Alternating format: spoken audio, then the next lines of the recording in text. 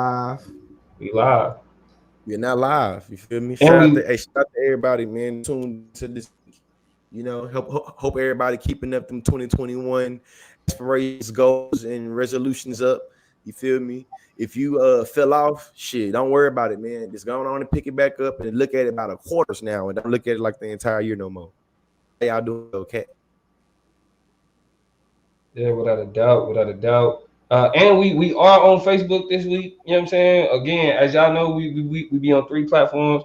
We on Facebook Live, we on YouTube on the Chop Up Show, and we on YouTube at the Conscious Sleep channel. So y'all come on in. I'm gonna go ahead and get it shared on YouTube. Get that shared. All right.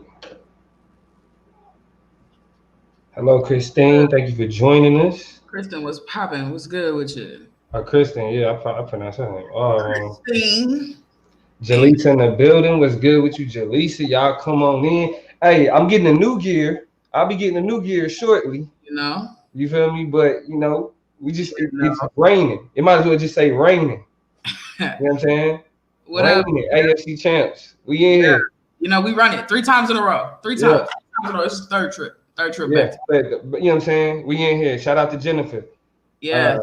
Noel, what's up? Edna, Noel, Pretty Jackson in the building, Jada in the building. What's good with y'all? Hello, good evening. Make sure y'all show that love as soon as y'all come on up in here. Like it, share it. You know what to do. Love it. Yeah. You could give me one of these real quick. You know what I'm saying? Or even one of these real quick. You know, what I mean? Give me the spicy options. But if you just want to throw me one of these, that's welcome here. That's cool too. Down with that. You know what I'm saying? That's cool too. Let me go ahead and share the YouTube link on Facebook so everybody can have opportunity to take a look at that. Hope y'all good. Y'all answer this question for me while we let some more people come in. Y'all remember last January feeling like it lasted forever? Does anybody have that memory? I feel like January lasted forever. I remember specifically seeing posts and having conversations with people last year that was like, January will not end, and then we slid right into a pandemic. It was crazy. Esperanza, what's up? Yeah, that's what it felt like. Because the year started out crazy, like real crazy. And so I remember it being crazy, but shit, it felt like once the pandemic hit, that was everything. See, Jada hit me January 56, like it did. It felt so long last year. Like I specifically remember that being a point of conversation. Like the thing was forever. And then of course, then Pretty said then the whole 2020 got long. So that it turned from a long month to a long year for sure. 2020 got long. Low key feel like we ain't ever left 2020. Goddamn. Ashley in the building, Eric in the building. What's good with y'all, man? What's good with y'all? If y'all here from TikTok, say y'all here from TikTok. Y'all know the rules. Y'all know what's up. Shauna K, what's good with you? What's up, Eric? You know what I mean? Esperanza, Brianna. Brianna came from TikTok. Thank you for joining us. You know what I mean? 56, Esperanza came here from TikTok again. April here from TikTok. Yeah, TikTok be in this so deep. Hey, and if you hear from TikTok, make sure y'all subscribe to both the Conscious Sleep page and to the Chop Up Show on YouTube. We own both channels, so however y'all want to get it in, as long as y'all come, that's all we care about. But just subscribe to both of them. You know what I'm saying? The boy Cree, aka Christopher, aka Chris in the building. Was good with your boy Terry Devrick. Yeah, we already got Ashley. RT and Terry, what's up, y'all? Crystal. Yeah, we getting it lit. Hey, real quick though, but we shout out TikTok. Can I get my vets from Facebook? If you a Facebook vet, you know what I'm saying? Like, can I get you to holler at me if you holding down for the Facebook gang before we got our fancy shouting out on TikTok and being on YouTube? Can we get some love for the vets from Facebook? Just show up in the comments real quick if y'all been trying to holding down on the FB. You know, right? Tickety talk. Skylar said, "Yep." I get the phonetics down. Yeah. Now y'all know we getting back into the rhythm. We just had took some time off. Family things, people things, life things, professional things, but we back. Don't apologize, Skylar. It was my fault. Jada representing the Facebook gang. Noel representing the Facebook gang. Yeah, in here. Facebook gang in the building. Appreciate y'all. Jennifer with the gang. Facebook Boomer gang in here. Yes. Yes, Noel. We lit. So since we got y'all out here cracking, you know what I mean? Oh, and I got a Noel is funny, right? Because I was watching her TikTok the other day. For those that don't know, you know what I'm saying? Noel is in HR, but she tatted though. You know what I'm saying? Yeah, I didn't know. Noel is HR, but she is tatted. Y'all check her out on TikTok. It had me dying because my wife is in HR. You feel me? And my wife got a little tattoo right here. You know what I'm saying? Something like just something discreet. Noel was like, she got the sleeves. You know what I'm saying? Like she getting the crackers. So shout out to Noel. Love it. We love it. I got shout out to a little piece of sleeve. I'm gonna catch up with you, Noel. I'm coming for you. We can't see the sleeve right now. I got the jacket on, but the hoodie. You know on. what? I'm tattoo less. Tattoos, man. It's crazy. Me and my wife. I'm tattoo less. I don't have a single. I ain't got no ink. No ink. But that's why we call you Papa. Yeah, anyway, we go ahead and get it started though. Who's trying to bring it in? Hey, I got y'all. Let's do it. Yeah. I was gonna say I was trying to be nice but it's Toya's turn. It's Toya. She thinks she trying to be slick. So we'll go ahead and bring it in. Start it out the way we always do. Let's go. Me, my guys, we really live. Lord, forgive me, pay my tithes. Please don't have me reach inside. And that's in the console. Keep the semi when I ride. Lit off Henny when I drive. In the city, we gon' slide. Bet I be there pronto. What's good? Y'all already know what it is. And if you don't, let me tell you, this is the chopped up, never slopped up. My name is Toya G. I'm so happy to be with y'all tonight. Feeling good. It's the last Monday.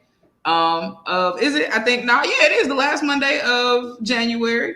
Yep. We'll start a new Monday with y'all in February, so we happy y'all tapped in with us. Like George was getting at, hopefully if y'all had some plans, some goals, some aspirations, y'all ain't tapped out on them yet, but we're here to push you through them as we enter into this conversation today and head face first into February. So like I said, I'm Toya G, but who's with me? Who else I got? Man, I'm feeling groovy like an Austin Power movie. Damo took too long. So it's your boy George Lee, aka Constance Lee. Don't forget the Lee, GeorgeLeeSpeaks.com. Hey, if you one of them people that's been slacking on your Mackin and you find yourself being a program coordinator or you work in HR and you need something, holla at your boy. I got the history of the Black History Month program still going. I got a few dates still open in February for people that's last minute, man. So, holla at GeorgeLeeSpeaks.com. Yeah, y'all make sure y'all book the boy. It is the political plug. Post inauguration. All the blackness that we seen at the inauguration. You know what I mean? We're gonna talk about it. We're gonna get into that, man. But yeah, we here. We here to have a conversation. I know how it goes. Hey, real quick, all y'all from TikTok, while y'all are here, go follow me on TikTok. TOYUHGEE. HD, Toya G HD. Follow me on TikTok right now. I want to put y'all on a little bit something too.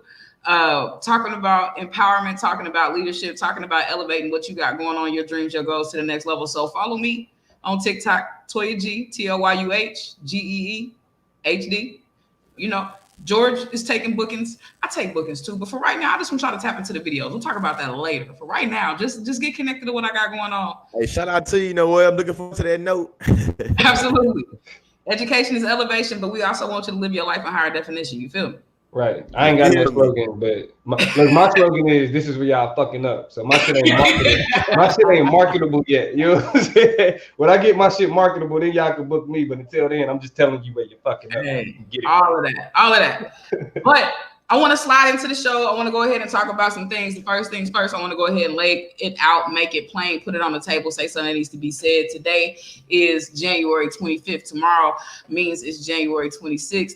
And that means we are running up on the 1 year anniversary of the passing of Kobe, being Bryant and Gianna Bryant and all the other people who were on the helicopter with them a year ago when they had a terrible crash right out here in Orange County. Leaving from John Wayne Airport.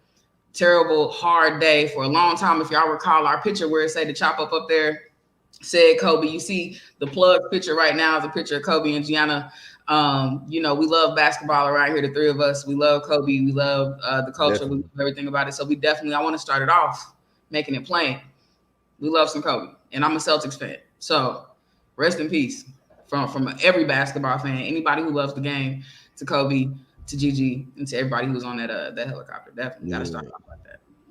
Yeah, I mean, it was hard. You feel me? Like, because when it comes to basketball players, we still got like all of the legends, like the legends are still around. Like we see Bill Russell every NBA finals. Yeah. I think we didn't see him this last final, because COVID. He an older gentleman. But every NBA finals, Bill Russell delivers the. I mean, we still got Big O. We still got Kareem. Wilt Chamberlain like passed before we was even alive. Or maybe we was probably like before y'all was alive, definitely. And so when it comes to the legends of basketball, like the greatest to ever play basketball, we still deal with a lot of them are still around. And so to lose like one of the greatest, like without a doubt, one of the GOATs, and be reminded of that in the presence of all the other greats is crazy. So yeah, I mean, Kobe, the thing that I appreciate about after his passing is that now the disrespect that's associated with his legacy that a lot of niggas run to in order to big up LeBron, they done chilled on. Yeah, and I can appreciate that. I have to. So yeah. Definitely. Got to. I feel like I'll never forget what I was doing and how I was doing. And, I ain't even a big Kobe fan like that because I feel like I was more of a Kobe hater when he was alive. But I feel George was one of the niggas I was talking about when I said that. Mm-hmm. I definitely was a Shaq fan and a LeBron fan, and that those two mixing together was like Kobe, whatever. But I think that in terms of just being a fan of the basketball game, though, I feel like you had to be able to give him his respect for how he was able to cultivate his game and be able to dominate the game the way he was able to. You feel me? But I remember I was literally pulling into my driveway coming home from Texas. From a funeral. My nephew had literally coming home from my nephew's funeral. And my homeboy called me like, "Hey, bro, you hear about what happened to Kobe?" I'm like, "Nah, man, what's going on?" He dead from a car crash. From a helicopter. I'm like, "What?" Yeah. Didn't even believe. Like, man, stop playing, bro. I ain't got time. This, that, and the other. Yeah. On TV, every channel was about what? Kobe Bryant. It was it the Grammys that night too? Cause I think it was the Grammys that night. Cause I remember being I was up at a Grammy party in the Hills. It was Kobe Bryant and Nipsey Hussle up there at the same time. Yeah, they threw up there at the same time. I was up there at a Grammy party, and I'm surrounded by people, and I had to go duck off in the corner, and I'm just reading Facebook statuses about Kobe, just in tears. You know what I'm saying? Like I'm surrounded by a bunch of fucking people, and then they did the they did the presentation, with them at the Grammys. So it was an emotional week. You know what I mean? When Kobe passed, and so what's interesting about what's going on is that, and I don't know if he was going to bring this up or not, Toya, but the reaction to Vanessa Bryant and the Bryant family kind of asking everybody like, "Hey, like, can we not do what we doing actually right now?" Like, you know what I'm saying? Like they say, Vanessa Bryant is asking that the NBA and teams around the league don't do like some type of thing. They don't want to the anniversary of his death. Yeah. You know what I mean? So I didn't know that. Yeah. She asked for no tributes for the NBA nor any individual team to do any individual thing to kind of commemorate this particular time, which I understand. You don't want to relive it over and over and over. Like, it's just hard. And collective mourning versus individual mourning, and just kind of wanting to have some privacy and some closure, or to start some of that. You know what I'm saying? So it is what it is. But I definitely respect it in it being what it is, and think that people can, do what they've been doing all year long, and just make their post and go ahead and keep them moving and do it in an individual way. Right. But definitely want to take some time to set aside a minute to talk about Kobe. All right, completely shifting gears. Had to go ahead and make sure we made that clear, but I want to shift the gears and ask you all, or would you ever, something that's been on my heart. I'm curious to see how you all feel. Especially we are in the business of talking. We are talkers. We are speakers. We speak. We are some talking ass niggas. And so in that world, I want to ask you all this question. And in the comments, y'all can definitely jump in and tell me which one would you choose. Would you rather be able to say anything you wanted with zero consequence from anybody? Relationship, family, supervisor, the internet, people who piss you off, the police, whoever, with no consequence for a year? Or would you rather get $2 million to stay completely silent for a year? $2 million, before y'all answer, let me say it again for the people in the comments. Would you rather get paid? I mean, would you rather be able to say whatever you wanted to whoever you wanted with zero consequence for a year?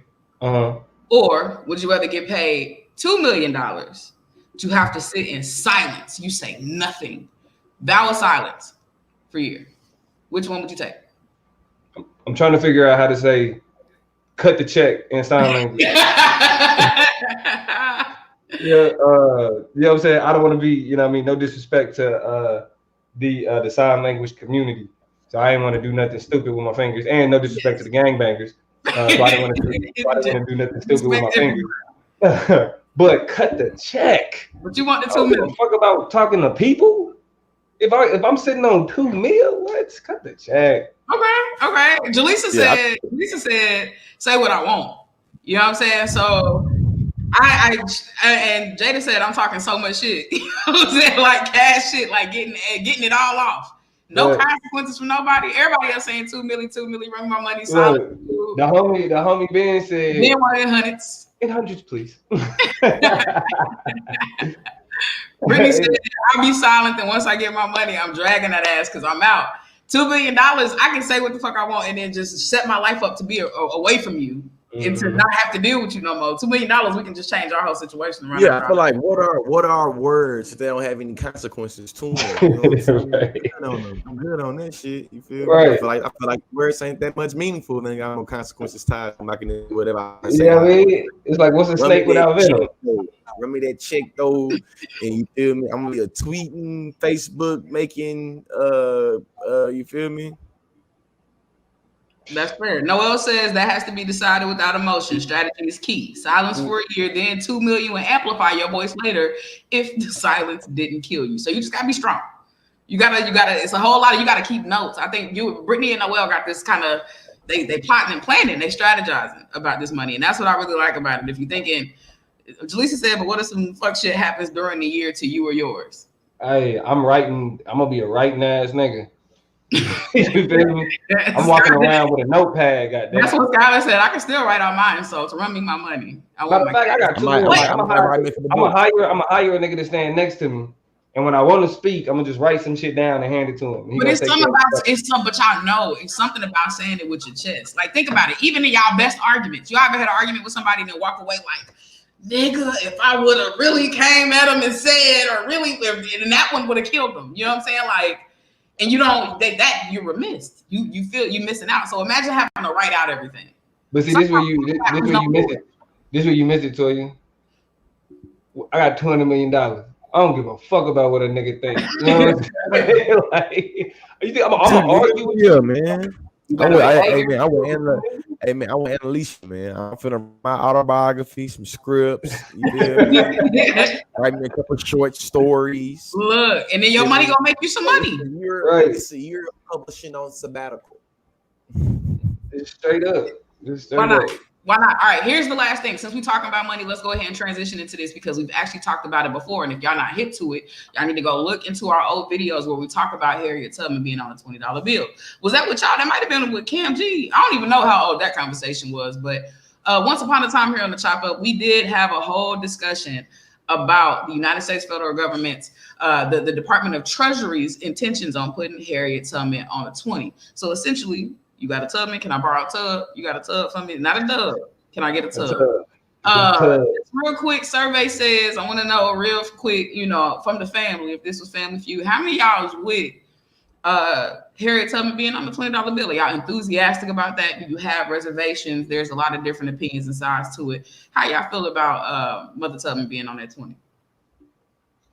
To go first,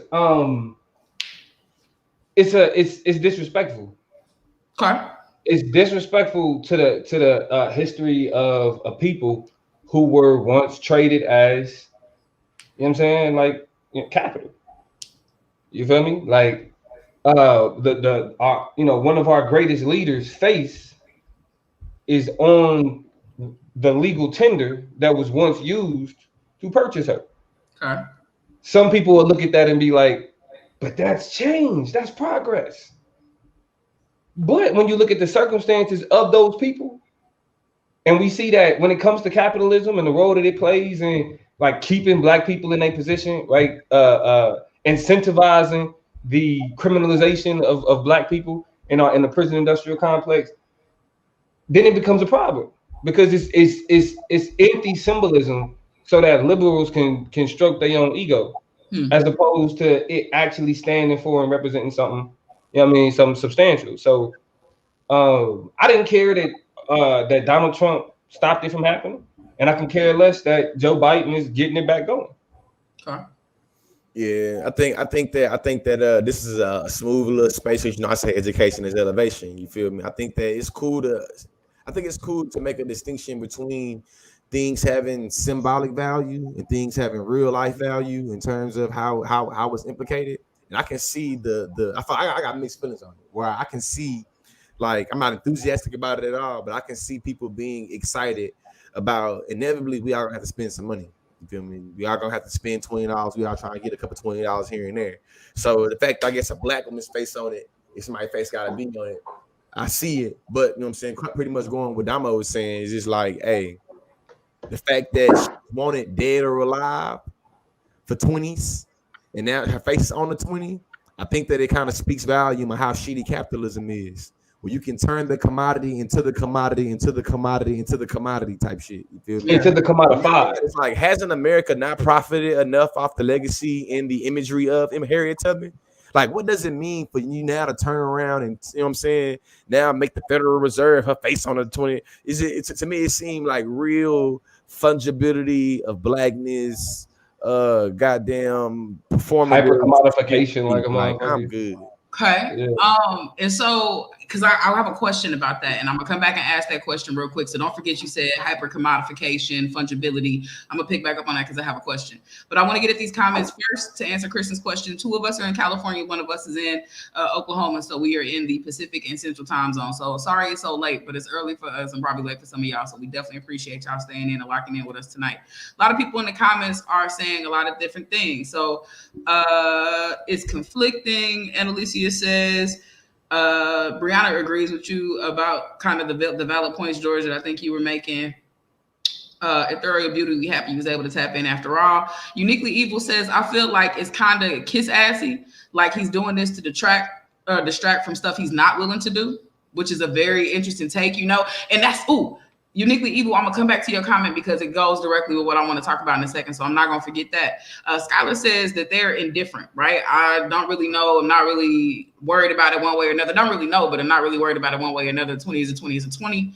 Deverick said, nah, I feel like it's a little bit too late. Baby Oku had an interesting perspective on it. I think it will change the relationship Black people will have with money because we have another incentive to go get it. You know, if you got one of your matriarchs on it, maybe that will drive you to go grab another one. You know what I'm saying? Because you see yourself as a part of how money moves. We talk about the circulation of her, but it ain't really her circulation. It's a representation of how money now moves in this country. It flows to and through Black people, which is the truth, right? We make and break industries. So I can see that vision. Kiara says, I was going to say I was excited, but now I see why it's disrespectful because we worth more than $20. And Jennifer agrees it's disrespectful and disturbing. So I guess my question to y'all, based on what, King A official, couple things. I disagree. I'm tired of seeing our white oppressors on everything. We built this country, so our ancestors deserve to be shown. Well, that's tapping into what I'm thinking of. And in Lion's Time, baby, I want to read this one. Give all Black people a stake in the Federal Reserve, then maybe we can talk. Okay. So here's my question based on what King A officials kind of getting at, Uniquely Evil was getting at, George was kind of getting at with the fungibility, commodification of Black people, Black images. Is or are symbolic representations of Black people all of them pointless? Are all of them meaningless? Do they ever matter? And the reason I ask that question is that it seems like a lot of times when we get these types of gestures, right, a lot of people are like, nah, that shit is whack. Give me real shit.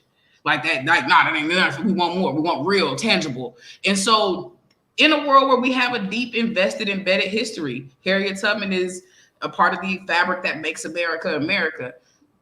Are symbolic gestures like putting these images and representations on money meaningless? all the time, every time?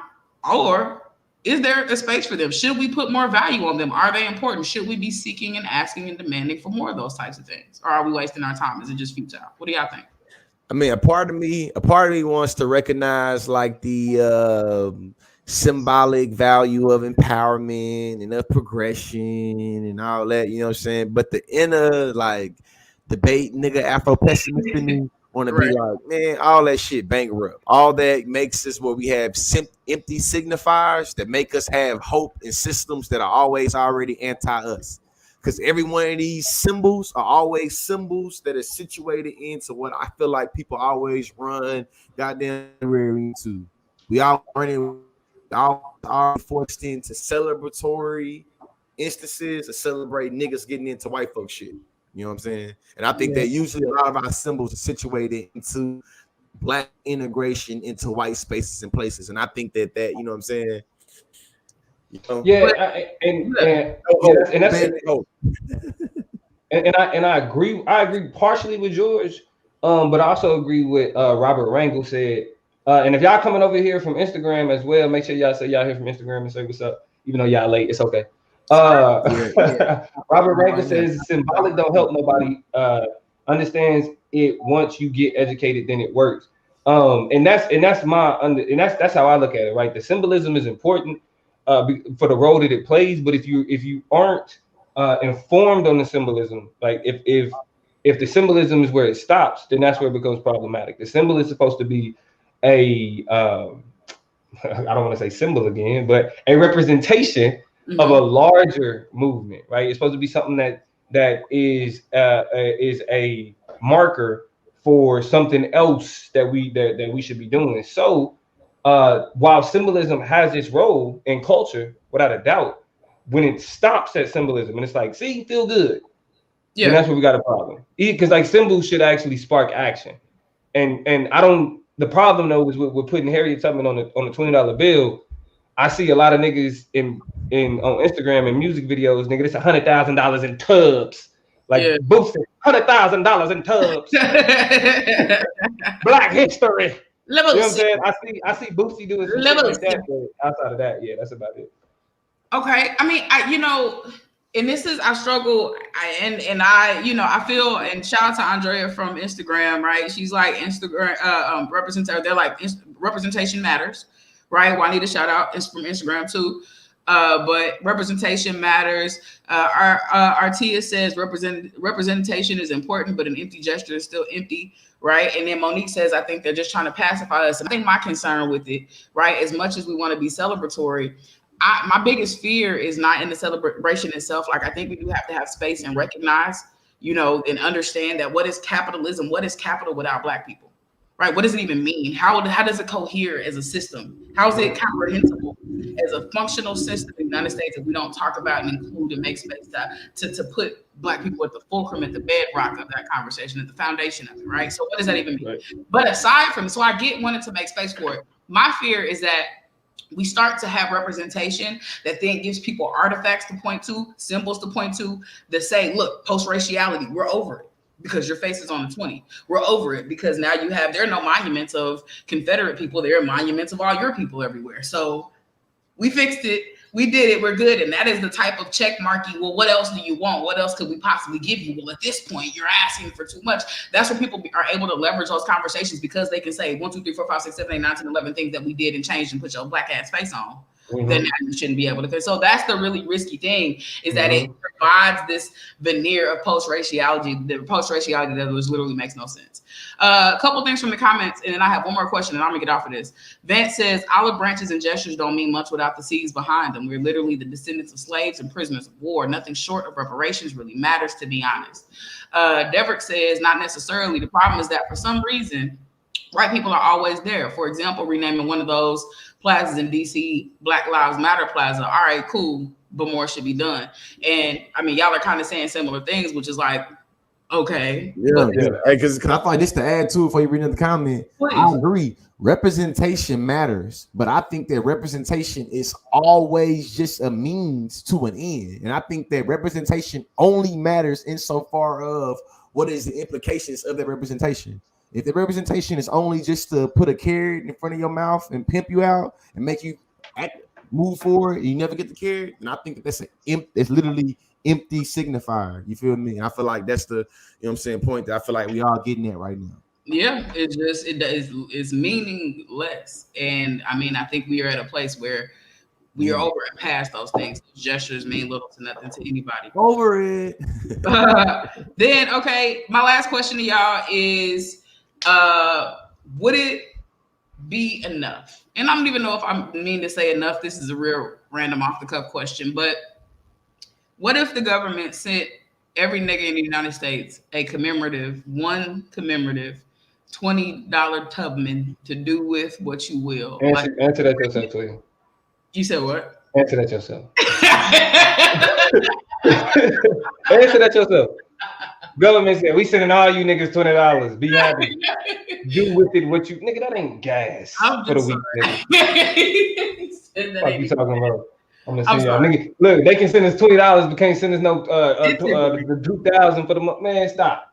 Just we're gonna send you a Tubman. You can do what you want with it. You can frame it. You can spend it. You can. That'll piss me off. Oh God, that'll piss me off. Oh God. Like, matter of fact, I wouldn't do shit with it. I'd bother. I mean, for real. Like, I would be that mad to the point where I'm like, I don't even want this funk ass $20. They find $20 hoes, man. You know what I'm saying? I do not want that funky ass $20. Yeah, that's talking right. about some Harriet Tubman on it though. Like, I don't. It's COVID. I answered you. You're right. You told me to answer my own question, and I did. Definitely appreciate y'all tagging. I'm chiming in on this. I'm gonna tell you, if I get a Tubman, I'm gonna spend that thing. I'm gonna It's messed up, but look, yo, they have to run it some way, somehow. It's all bullshit, and we know that. I just want y'all to be hip to the fact that just because y'all see that lady face, that wonderful woman's face on that money, that don't mean nothing. Nathan. But now that we sliding up out of that, let's go ahead and get ready to pop into another chop. We'll go ahead and get into the political chop. What? Let's go ahead and do it. So y'all know how we do. A few things to talk about tonight on the political chop. Get it in real quick. Like the first thing that I want to bring up, there was a lot of conversation earlier on during the election. It was all about we got to get Trump out of there. We got to get Trump out of there. We got to get Trump out of there. He's out. The thing about him being out is that while he was in, there were some conversations that a lot of black people wanted to have about Donald Trump and Kamala Harris that did not take place because it was an election season. And because we had to get him out of there. We couldn't really hold their feet to the fire like we wanted to. Because George and I had the debate. And I was one of the people that was like, okay, I feel you, but we can't do that right now. Now, as one of the people who was like, okay, I feel you, we can't do that right now. It's time to do it, goddamn it. Right now. It's that time. You know what I'm saying? I got enough integrity to be like, nah, I told niggas that, hey, let's get Trump out of here, and then we at that point. And I see a problem. All right, and I want to know if y'all also see this problem. But do y'all think niggas is celebrating just a little bit too hard about Trump getting out of there? Just a little too much. Too much celebration, too much, yeah, we did it. You know what I'm saying? Like, now don't get me wrong, the inauguration, Michelle Obama. She should have ran for president, goddamn. You feel me? Because, like, she the only person when the memes get made about her, it elevate the memes. You know what I'm saying? Like, Michelle Obama memes elevate the memes. You feel me? Everybody else memes make fun of them, but Michelle Obama is like, you know what I mean, dope. You had the sister that did the poem, beautiful poem. My mama talked about it all day. My grandma brought it up. Everybody that seen me was like, "Did you hear that poem?" My girl's name Amanda. Was it Gorman? Let me make sure. Amanda Gorman is exactly. Yeah, Gorman. Excuse me, Gorman. And then you had Kamala. You feel me? So it was some black girl magic in there. Tough. You feel me? You had the brother that was running. That ran away from, and not ran away like he was scared, but the brother that was getting chased by the rioters at the Hill, he was escorting Kamala down to during the inauguration. So he had all that popping up. Hey, yo, Eugene Goodman is a real nigga, y'all too. Like When I tell y'all, I heard him. I heard his interview. He had an interview on NPR, and I ain't never heard somebody cuss so much on NPR. He was like, "Get the fuck back, because I will beat the shit out of each and every one of you." Like, he was like narrating everything. Like, it was wild. I really want y'all to that's hilarious. Google the NPR interview with Eugene Goodman and just play it over the weekend. I was like, he's a nigga's nigga, y'all. He was really just like, you got me fucked up. Like, I was called a nigga 16,000 times, and like he was going off, and it was great. Of course he was. Of course he was. It was great for an NPR interview. It was very refreshing. He was straight to the point. But Eugene Goodman, certified. Shout out to Eugene. We love you. So I think coming on my debate mind to answer your question though, I think that if I want to just be the bearer of bad news, I feel like niggas is getting lost in the sauce of civil society. But we starting to celebrate too much really bullshit. You feel me? Yeah. Well, I think that in some celebration of our bullshit, I feel like kind of getting in the way of us to be able to hold people in order to keep in focus on the shit that really matter. Because in my mind, it's like shit. We trying to have a conversation. I feel like all summer we've been talking about police brutality and mass incarceration, and because we were so caught up in Trumpism and the boogeyman of Trump, we literally made it where, but Jaleesa said the bar is so low. Literally made it where we just kind of bypassed some of the more structural implications of it and got rid of the permeate and made it where I feel like now, because so many people celebrated Black woman magic and Black people civil engagement, those two things uniquely, a lot of people are gonna feel like you trying to hold critical anything about civil society, anything about mass incarceration, anything about the Black plan, lift their voice and sing for Black folks. They might see it as being like, damn, you shitting on Black people celebratory civil engagement. You shitting on Black women magic in Kamala Harrison. And I think that it's like, man, boy, that celebratory make it where we can't even be critical of the shit. Well, two things. One, I don't know about y'all, but I saw the battle of the timelines, and I empathize with both sides, where some niggas was like, y'all stupid, y'all silly, y'all falling for it. Y'all niggas was hollering FTP, ACAB, whatever over the summer. Y'all hated everybody, everything that have to do with the law. Now look at y'all celebrating the police and the cops. Y'all fake as hell. Then you had the other side of the timeline. It's like, nigga, let niggas breathe. Let us celebrate something. Niggas can't be happy. We know how to separate seeing a Black woman run some shit and time finally just not being so abrasive to us. And we know, you know what I'm saying? Like, we get it, but damn, let niggas have something. And so that was a really interesting back and forth tug of war to watch between niggas, because I did not post anything because I'm like, I ain't post nothing. Nothing. I didn't say a word. Let me go ahead and drop some scholarship in our conversation. As a communication scholar, there's a little something called cognitive dissonance, right? Mm-hmm. And when you have cognitive dissonance, that is when your mind functions one way, but your behavior seems to indicate and implicate something else. Your beliefs are a particular thing, but maybe how you behave or move in a certain way does not align itself. So you have become cognitively dissonant. And that's how I feel like that's where I've been this entire time, where I'm like, look at Kamala, look at Michelle. But then I'm like, you a husband of a person who bombed a whole bunch of innocent people and droned the fuck out of people. The drone president. And I'm just like, and so it's conflictual, because remember, I'm supposed to hold on to these tightly woven politics that I'm supposed to believe in. So these moments of reprieve are fleeting for me. And that brings me to kind of answer your question, about Damo, in terms of what you're saying. We got to leave space, and I empathize with people that's just like, I like my racism covert. I like my anti-Blackness just under the covers a little bit and tucked into the corner. And I know it's there, and I'm not stupid. It's like the cobweb. You don't never reach up there and get, the motherfuckers there. You see it from across the room, but you just like, get up there. It's up there and ain't bothering nobody. Yeah. And so, like, I get it. I know, but damn, I don't have to be concerned about what the president is saying and doing. I don't roll my eyes every time the nigga say something.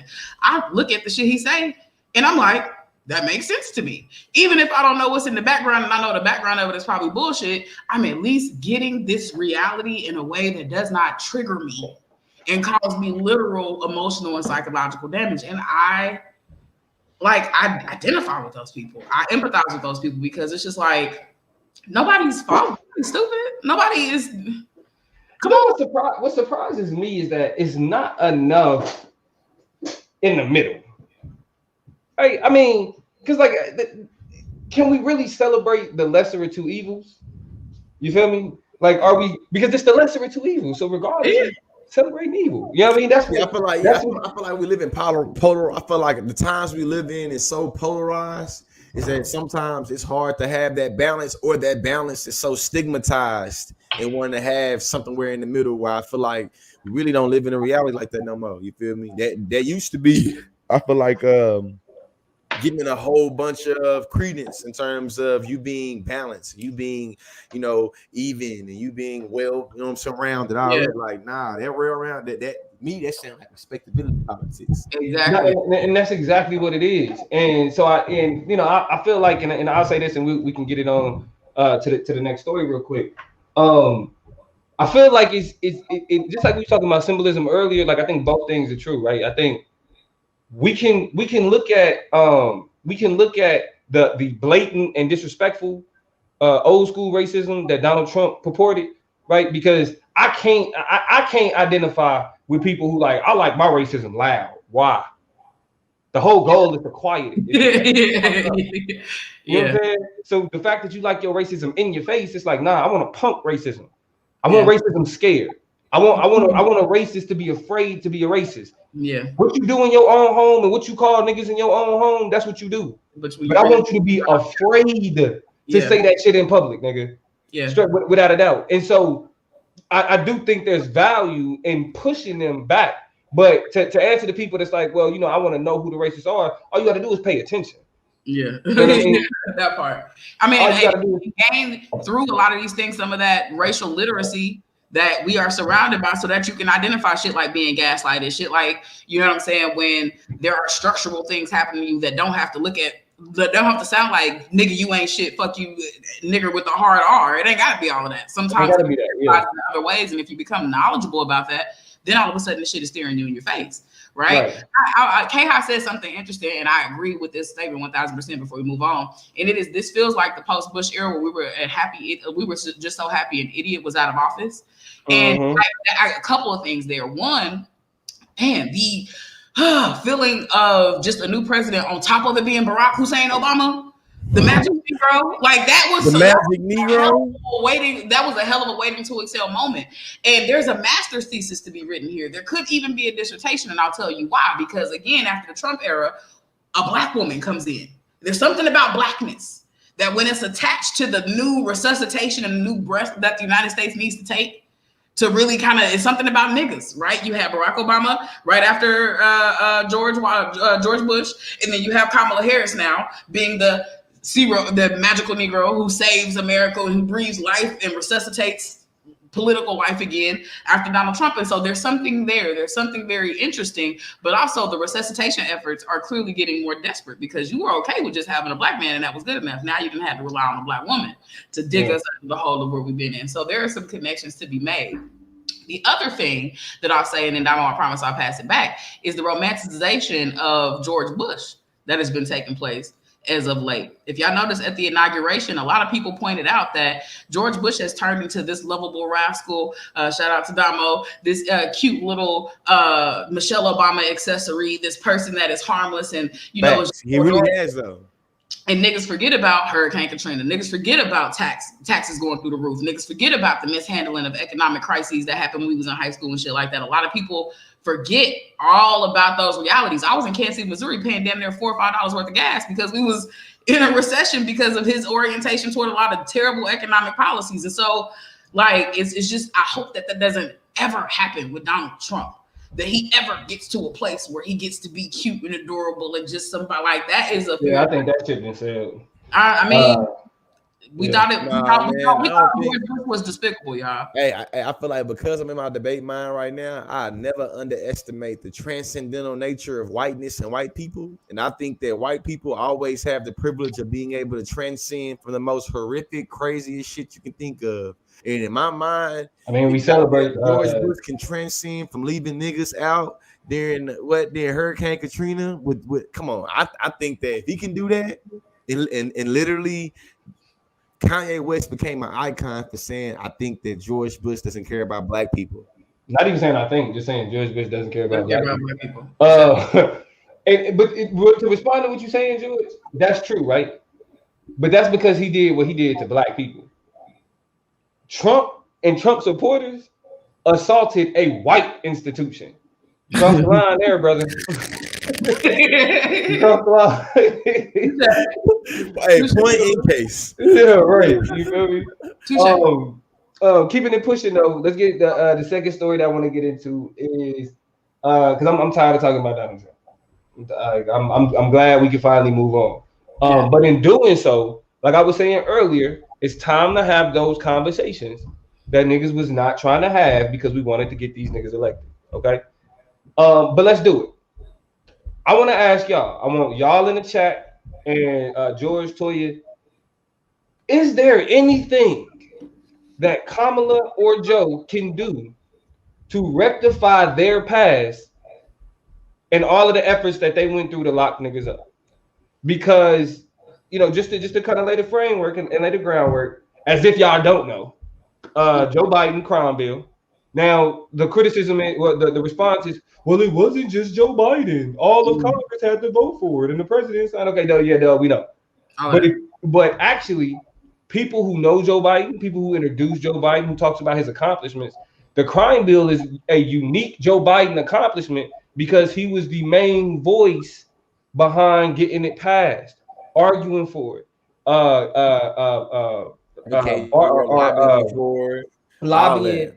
lobbying on behalf of getting it done. So he spearheaded the effort. So it was a lot of people in line behind him, but the nigga in front, you know what I'm saying, that's who's responsible for it.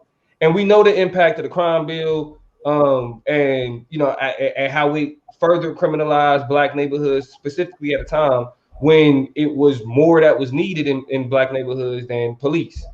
And then you got Kamala, who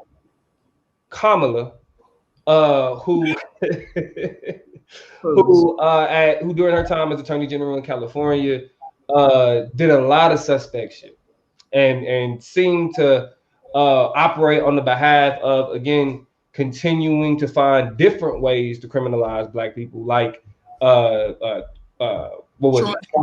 truancy, that type of shit, having firefighter or having inmates fight fires for pennies, you know what I'm saying, and the list goes on. Not letting niggas that's clearly innocent out of jail. The list goes on, right? So you got these two candidates who are clearly have a fucked up history when it comes to the justice system. Now that they occupy two of the highest seats in the land, is there anything that they can do in y'all eyes to rectify that past? I mean, when we talk about rectifying, I think what that means for some people is going to be different I think what that means is going to be different for everybody. Right? Because one of the things that King A official says in the comments is, I will acknowledge that Biden said the crime bill was a mistake even before he decided to run for president. A lot of them were as truthful and as honest as they were going to be about the issues with their policies when they debated each other in those couple of rounds of Democratic debates, right? Or Democratic debates. And so their feet have been held to the fire. They've already had to cop to a lot of the terrible things that they've done. And so at this point, it's kind of like show and prove, but I don't know, when we say rectify, what's good enough for you is just not going to be good enough. And black people are so, I don't want to say fractured and fragmented, they're multidimensional, right? We're not a monolith. And so what niggas want is so verse. A lot of people say the black agenda. We don't have a black agenda, but that's because the intersections of blackness, the way they set up and tied up right now, it's hard for niggas to figure out what their first priority is for a government to fix. Mm-hmm. Right? So when we think about what it means for them to reconcile and to be responsive and to right the ship and fix some of the shit that they did, it depends on who you're talking to, because everybody's gonna say they should have a different priority. I think that's what I'm saying. George? I think that just to add to what Toya's saying, because I feel like that's what she said, just straight truth. I feel like for me, I think that it's kind of like twofold. On one instance, it's like they ain't gonna be able to do much because it's like I really want a lot in terms of the structures, institutions, and systems of America.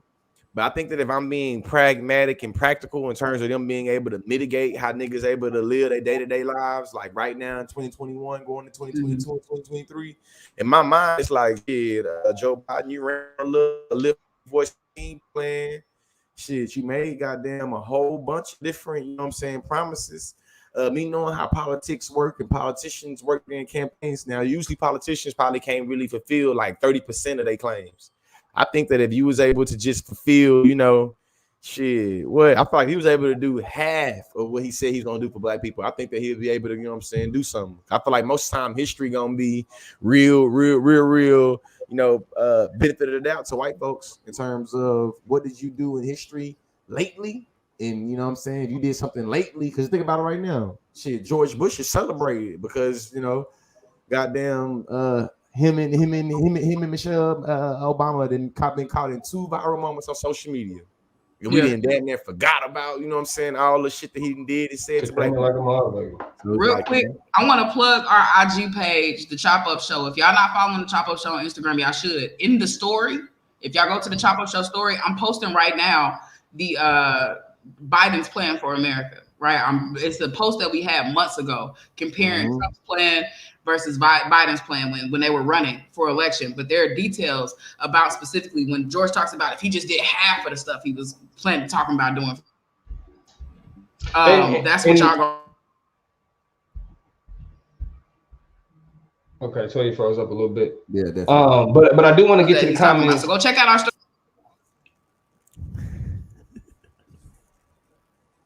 Yeah, you froze up a little bit, but froze up like but to get into some of the comments, though, I like how a lot of y'all answered the question. Clarine, I hope I'm pronouncing your name correctly. Clarine Elizabeth said, "Hell no, hell no." See the guys said things they can do, sure. Things they will do, nah, bro. Nah, dude. I was like, dude, bro, but yeah, it's the same. It's that vibe. Robert Rangel says everybody has a past, but if you learn from it and can you change is the real question. And I think that's fair because, like Sid says, it's because we gotta understand this is American politics. So anything that's done specifically to address the criminal justice system will be flipped by conservatives as a way like that they're soft on crime or you know they're allowing for criminals to do X, Y, Z or whatever. And so they still have to operate within an anti-black framing of the criminal justice system in order to be, considered mainstream. So the question is, with knowing that how they move, can it be beneficial? Maybe, but will it rectify their past? That's another hell no. King A official says, I will acknowledge that Biden said the crime bill was a mistake even before he decided to run for president. That's fair. I appreciate that. Miko says, maybe, but it's got to be an absolutely massive overhaul of the system from top to bottom. And even so, I'm not sure if I'd ever believe it was genuine. That's a fact. That's a fact because of who we dealing with, right? Like we like for Democrats, specifically white moderates, issues of racism in black people are it's like a badge of honor. You know what I'm saying? Like we're photo ops for them. Yeah. What would you about to say, Toya? Well, just Miko brings up a very important point that we're even starting to see with the vaccines, right? But it demonstrates a larger thing. Americans, people in general, are so skeptical of the government and of the state. Even if they decide to fix themselves and be like, hey, y'all, we back again with better shit. They done lost so many people. You know what I'm saying? There's so much skepticism. There's so much cut a check. Like, you know, even looking at these stimulus checks, right? The government's giving us money. The way that and the fact that they've done it raggedy aside, just the fact that we getting money, everybody's like, give me my check. Fuck the stuff. Fuck the government. Everybody's still, I don't care about this country. I don't care about this government. Give me mine and run. And so there's the love and the trust is just so broken. You can fix the government if you want to, but there is a whole hell of a lot of people that are never going to believe, and they're always going to feel like that's a bait and switch, that's another setup. Yeah, man. I think I think the worst thing that could happen for America is that with all the polarization in our country, with all the different citizens across the different regions, the I feel like consistent government distrust, whether you're extreme right or you extreme left or you just the left or you just the right, whether you're extreme or not, We all have, I feel like, a consistent distrust of the government. Now, don't get me wrong. We all got for different reasons, of course. We have, you know what I'm saying, believe in corruption, or for different reasons we don't trust the government. But I think there is I feel like a consensus of just like, man, fuck the government. But all those reasons make it all the more insidious. It makes it even more difficult for the government to overcome, because where I fix this lie and correct that and get, like, it ain't enough spokespeople in the world. One of the things y'all should know about the NBA, for example, and I look at the virus because this is just the more timely example we have of this distrust. But the NBA, for example, is trying to work on a program to basically jumping the line to get vaccines early. And at first, Adam Silver said we'll never do that. We'll never use the NBA as an important entity more than anybody else. But they want to do that to help build trust in the Black community about these vaccines. Now, set aside the fact that a lot of NBA players ain't with the shit and ain't willing to take a vaccine. That is another example of the government. It don't matter how many tricks you try to pull out of your bag. Yeah, quid pro quo, which is sad, but it don't matter how many tricks you try to pull out your bag, how many spokespeople you try to get, you've already lost niggas. We already don't trust you. I don't care that LeBron get a shot. Niggas don't care that LeBron get a shot. LeBron already said he ain't trying to get no shot. But I mean, if anything, niggas is gonna stop trusting LeBron. Like, nigga, you let them shoot you up with shit for a commercial? Bye. Look, the skepticism is just it's like we pay more in Texas. Like, okay. Nobody take political advice from Shaq. Shit. Shaq was up there hating on the boy Donovan. Man, Shaq was the police. Yeah. Shaq used to be a sheriff. Without a doubt. And to add, you know, I think it ain't really, you know, nothing that they could do. I mean, they could, because people's political memory is so short, if they could at least address one or two things, not even like what George said half, but just one or two, I think it'll win people over, because you're really right. Don't even say half. Really, it's just like literally, can you champion one or two policies to say that you did for Black people and you good? Yeah, that's it. I don't think to rectify, like, I think the people who and the impact that they had on Black communities, there's not a dollar amount. There's no effort. There's really nothing that you can do. Because I mean, when niggas get locked up, that's their life. You can't give niggas their life back. You know what I'm saying? Nigga end up going to jail for 4 or 5 years over, you know what I mean, crack charges or weed charges. You know what I'm saying? Like a bunch of bullshit. It ain't no way to fix that. And because it's a reverberating effect, right? Like, you got kids that grow up without families, not like mothers or fathers. You know what I'm saying? Let's not just criminalize. Like, let's not just act like they only criminalizing brothers. You feel me? You got kids that grow up without family members, that creates a reverberation that impact their life. You feel me? Like, you can't quantify that. So I definitely don't think there's no ability to rectify. But the reason why I pose that question is because knowing that Kamala is going to run for president, because Joe's only going to do one term. He old as hell. That boy only doing one term. Yeah, he'll be 82 if he decided to run again. Right. And so when it comes to her running, what she is going to attempt to do is she has to fix her reputation with Black communities.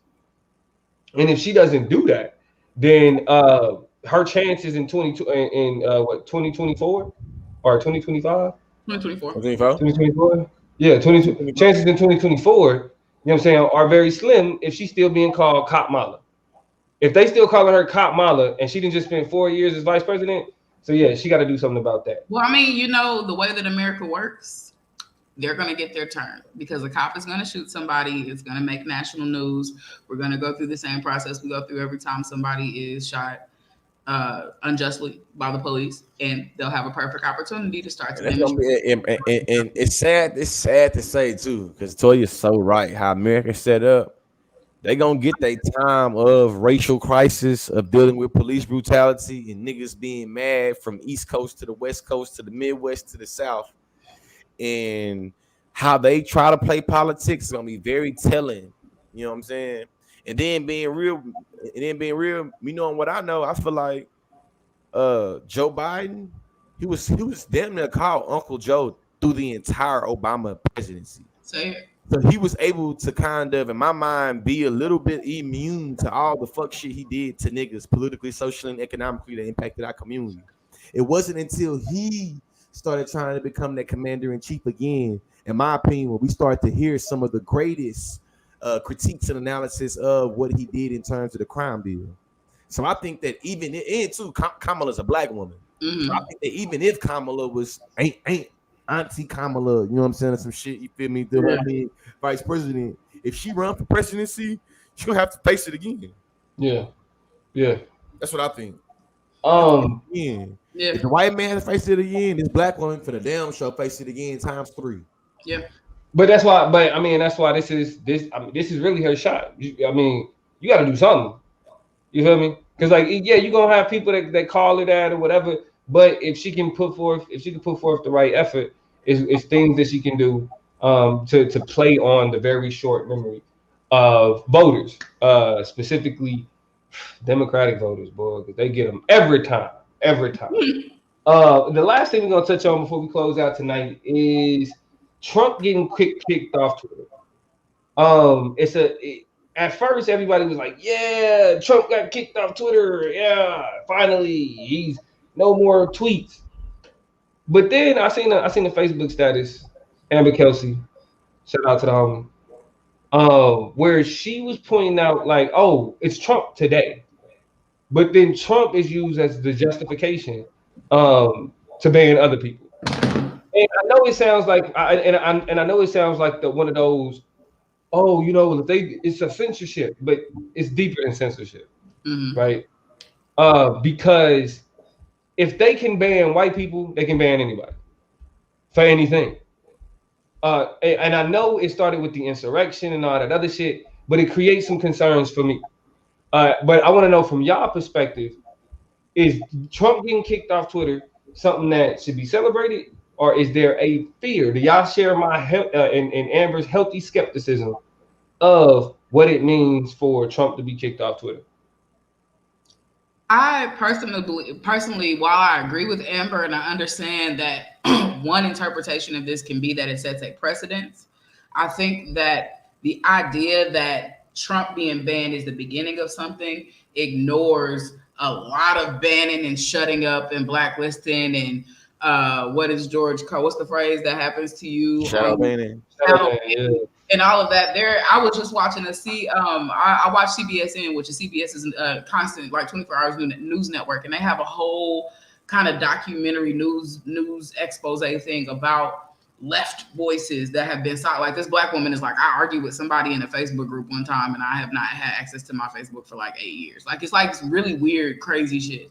And so, so you saying just because like Donald Trump being I think it could be interpreted as this being seen as equal opportunity marginalization and silencing. So instead of looking at Donald Trump as being a starting point to something that we should anticipate ahead, we should be looking at this as an ending point or a point where there's finally equitable silence and finally equitable censorship for something that's niggas and people on the left all along. So it depends on your perspective and your take about how it's moving, because a lot of people are like, well, fucking finally, because other people been saying shit, George.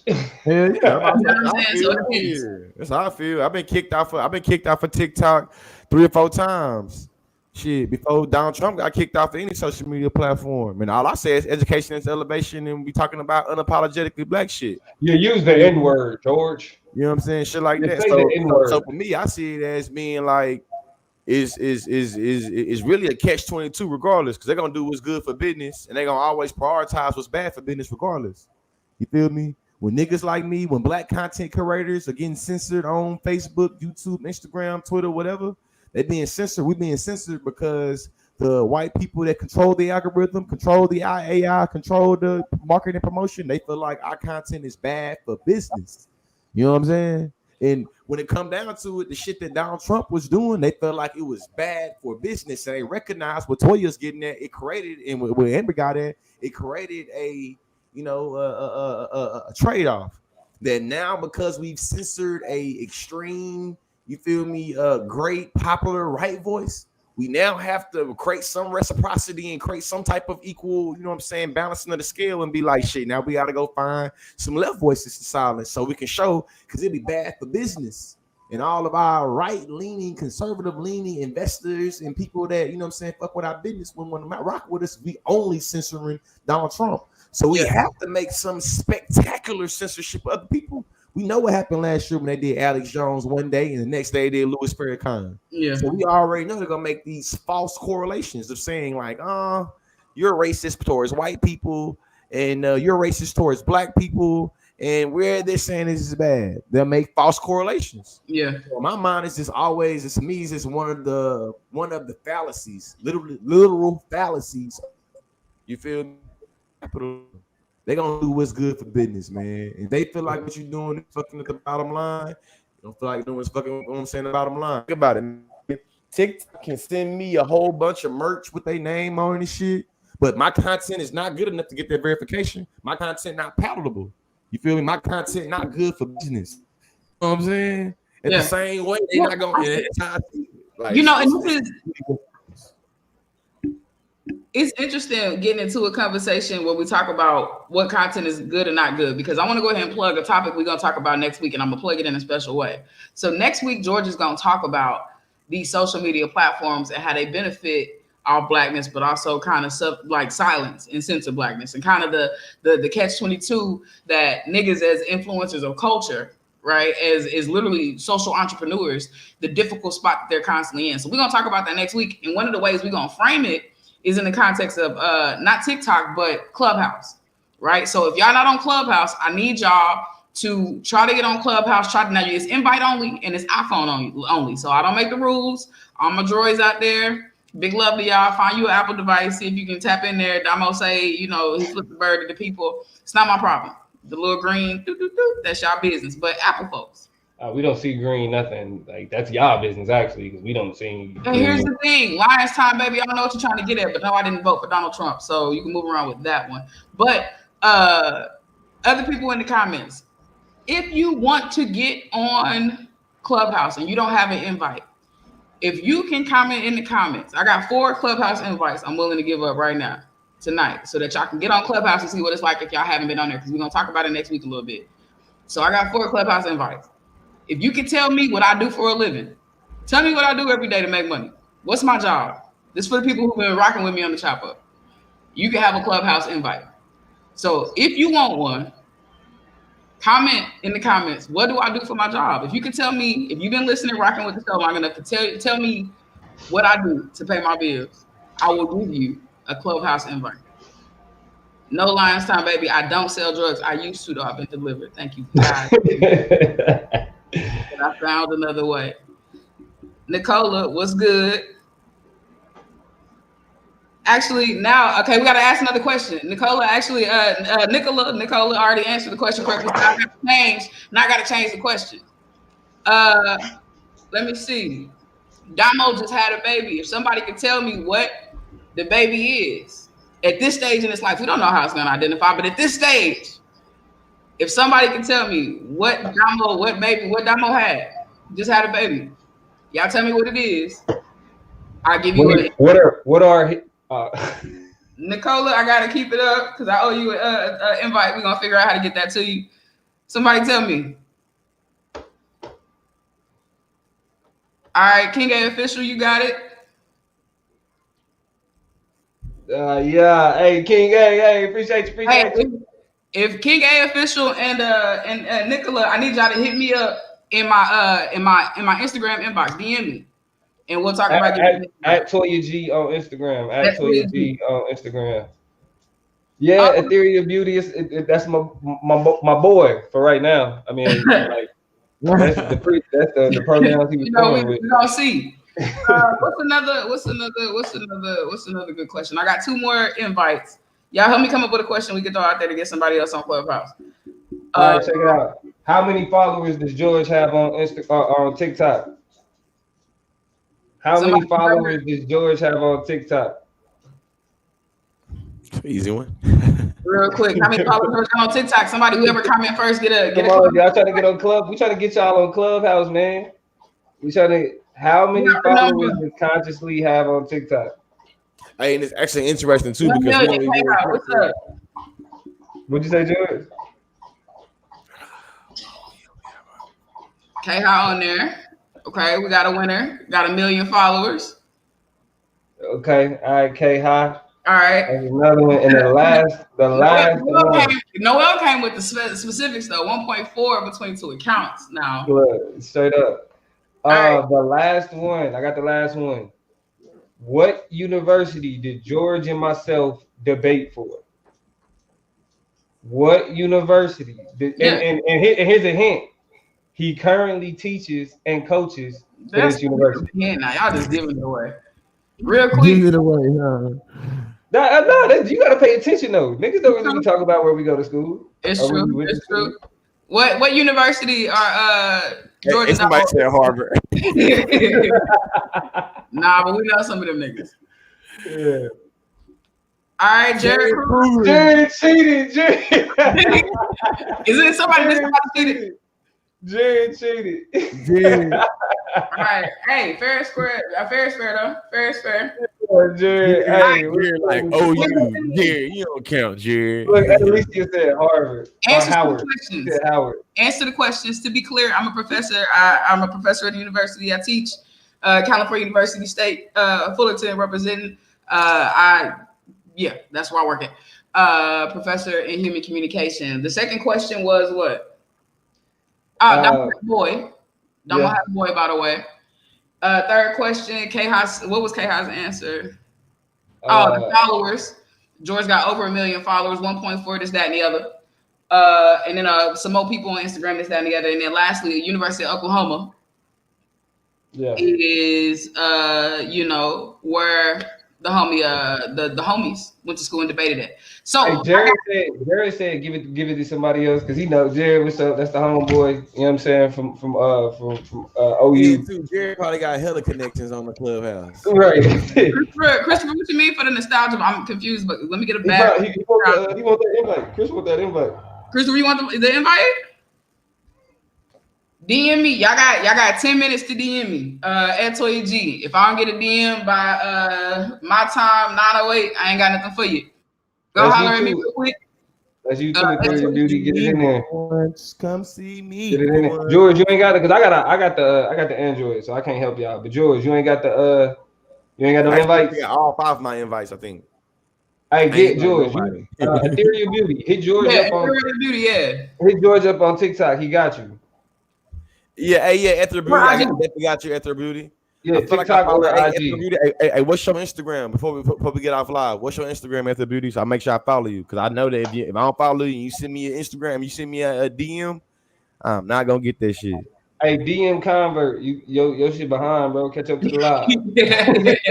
Yeah. Hey, Ethereal Beauty. Hey, is your name the same thing on IG? It's not. It's like Accidental Gold or something like that. I think. Accidental. That's what that is. Yeah, but I pay attention to the ones who be tapped in with us. So all right. Anyway, the whole Chris just disrespected us though. Chris just disrespected us talking about UT. Christopher being disrespectful is what. For real disrespectful. Hey, Ethereal, I got you definitely. I'm DMing you right now. Real quick, the whole reason we talking about Clubhouse is that we want y'all to tune in next week. We're gonna have a conversation just about how Black folks jump on everything and make it pop, and really kind of the influences of that and how we go from there. TikTok is a great case study, but Clubhouse is also an equally great case study, but not as well as Twitter. And Twitter is great. It's the legendary example of it. So Snapchat is another great example. DJ Khaled, we claim him. He's nigga adjacent, and TikTok took off when he got on there and was himself on there. And so we're gonna talk a whole lot about that shit and kind of explore some things. So make sure y'all are tapped into everything, that y'all following everything. Follow Lee, follow me, follow the plug, follow the pages, y'all. Don't miss out on nothing. Clubhouse is invite only. So if I get another batch of invites, I'm gonna make sure I toss y'all some. Android users, I love y'all. Artia, I love you. I got so much love for you from the bottom of my heart. This is my heart. Joe, we in this thing. But you can't get on Clubhouse. So when you get your Apple device, you let me know and I will share the invites that I have. But I think that might be a little bit of everything that we was gonna talk about today. Yeah, that's it. Like you see all the ads at the bottom of the screen. We don't switch it up. Switch it up. Instagram, TikTok. Toya, what's your TikTok? My TikTok a little different. Y'all see my name right there, Toya G. Just throw an HD on the end of that, and that's how you find me on TikTok. Toya G HD, Toya G HD. And then if you on Instagram want to see me, Higher Definition LEC, Higher Definition LEC, Higher Definition like your phone, like your TV. LEC, Leadership Empowerment. I'm talking about drugs. Talking to Craig, talking to the damn folks. Look, on that note, we love y'all. Last Monday in January. Appreciate y'all rocking with us all through 2021 thus far. We pray, hope, sincerely anticipate that y'all gonna stick with us through the rest of it, because we're gonna do some amazing, wonderful, and just downright solid things. You know, we talk our shit around here. It's the chop up. You know how we do it. My name is Toya G. Judge Lee, aka Conscious Lee. Hey, I'm thinking about this going by Consciously though, honestly. What do you usually go by? Interchangeably, either or. Jordan, all right, Conscious. That's what niggas call you on Instagram or on TikTok anyway, Conscious. But anyway, that is what it is. It is the chop up. We're gonna holler at y'all. We're gonna close it out the same way we came in. Let's get it. Me, my guys, we really live. Lord, forgive me, pay my tithes. Please don't have me reach inside. And that's in the console. Keep the semi when I ride. Lit off Henny when I drive. In the